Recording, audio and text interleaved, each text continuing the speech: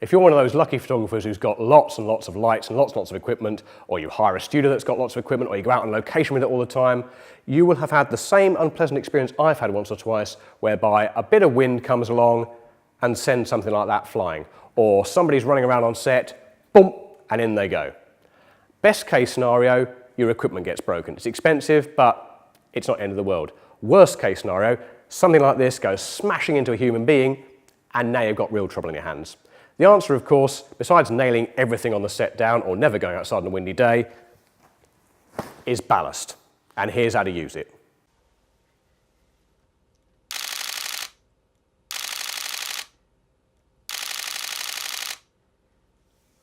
Ballast is essential for anything that might fall over.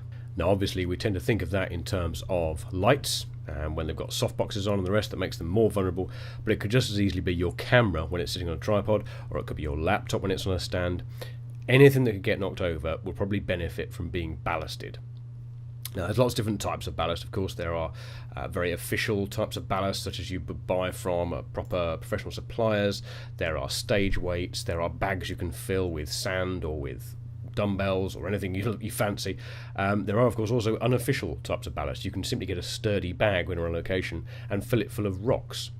You can even use cases of equipment you're not using. Camera bags often come with straps, for example, to allow them to be hung from tripods or from light stands. When you add ballast to a stand or tripod or similar, you're far better off placing it around the base. Keep the centre of gravity nice and low.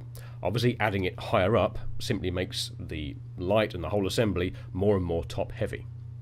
Having said that, however, there's not much point if the ballast touches the floor, because of course if the stand itself can then move, well, it's not being held in place by the ballast, is it?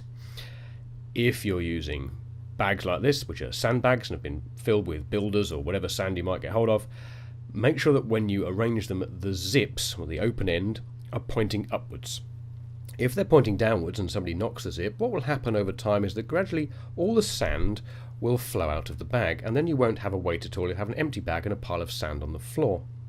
Any ballast you attach must be attached securely to the stand, of course, otherwise it's somewhat pointless. You can either use something like a safety cable you see here, very firmly knotted and wrapped around, or you can use a very clever attachment here that's a J-hook attached to a super clamp that can have ballast bags or even camera bags hung very neatly from it. Always use as much ballast as you think you need. Generally speaking, the more light you've got, so in this case a light plus a softbox, or let's say a light plus a large parabolic, the more ballast you're going to need. The more top heavy something becomes, the more you need to weight it down.